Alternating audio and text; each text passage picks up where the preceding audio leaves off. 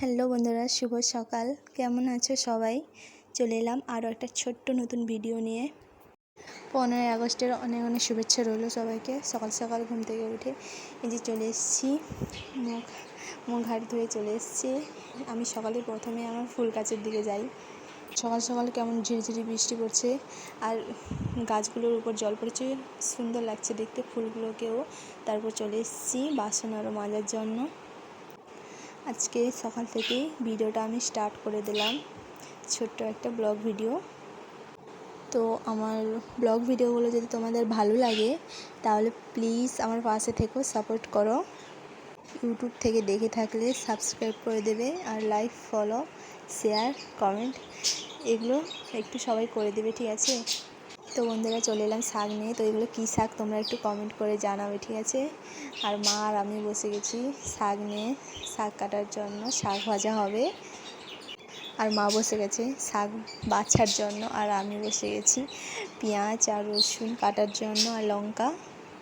এগুলো কী শাক বন্ধুরা কমেন্ট করতে ভুলো না, কিন্তু অবশ্যই জানাবে। এগুলো কমই পাওয়া যায় এই শাকগুলো। তো বসে গেছি শাক কাটতে, মা বেছে চেয়ারে বসে গেছে মা।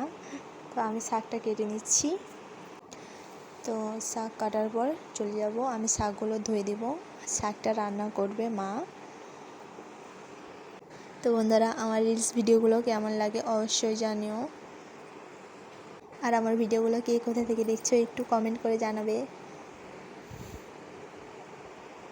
তো আমার শাক কাটাও কমপ্লিট হয়ে গেছে। এই যে পেঁয়াজ, রসুন, কাঁচা লঙ্কা, তারপর ধুয়ে নিতে চলে এসেছি।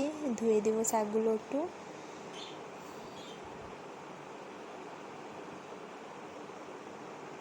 আমরা গ্রামের মানুষ বস। জানি ভিডিওগুলো ভালো হয়নি, তবুও একটু চেষ্টা করছি ভালো ভিডিও দেওয়ার জন্য। তারপর মাকে শাকগুলো দিয়ে চান করতে চলে গেছিলাম। তারপর দেখলাম কারেন্ট নেই, তোমাদের সঙ্গে কথা বলতে বলতে কারেন্টও চলে এলো। তো আমি রেডি হয়ে গেছি, তারপর চলে গেলাম ফুল তুলতে, পুজো করব। আর ক্যামেরাটা ধরিয়ে দিয়েছিলাম মাকে, ক্যামেরা ধরিয়ে দিয়েছিলাম। চলে এসেছি এখন ঠাকুর ঘরে পুজো করার জন্য।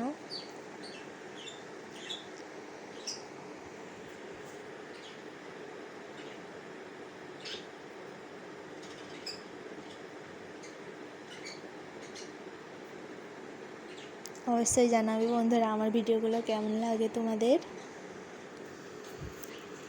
তারপর পুজো করার পর চলে যাব খেতে।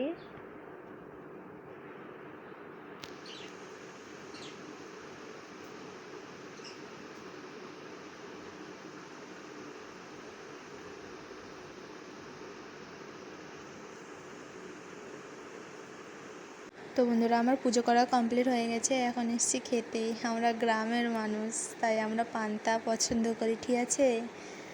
চলে এসেছি খাওয়ার পর ভাত রান্না করতে। চালটা ধুয়ে হাঁড়িতে ঢেলে দিলাম, তারপর উনুনটাও ধরিয়ে দিলাম। ধোঁয়া হচ্ছে কেমন দেখো, বৃষ্টি পড়লেই এরকম হয়।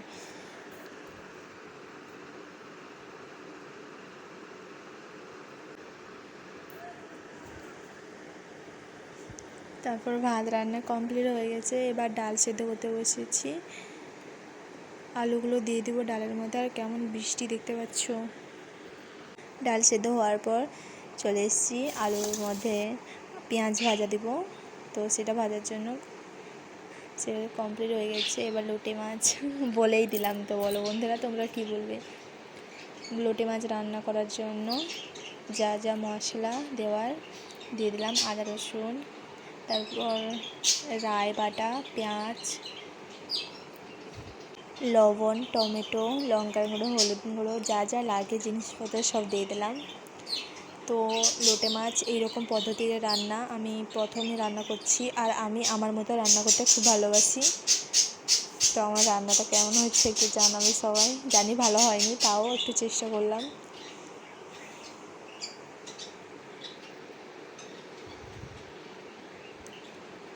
তো আমার সব রান্না কমপ্লিট হয়ে গেছে তোমাদের সঙ্গে কথা বলতে বলতে। এই যে দেখতে পাচ্ছ বন্ধুরা, এই যে কালো দাগ এই চামচ দেখতে পাচ্ছ, এই যে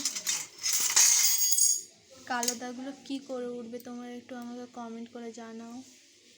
জাম ধরার মতো হয়ে গেছে এগুলো, তো কেমন উঠবে একটু বলো আমাকে সবাই, তাড়াতাড়ি কমেন্ট করো একটু।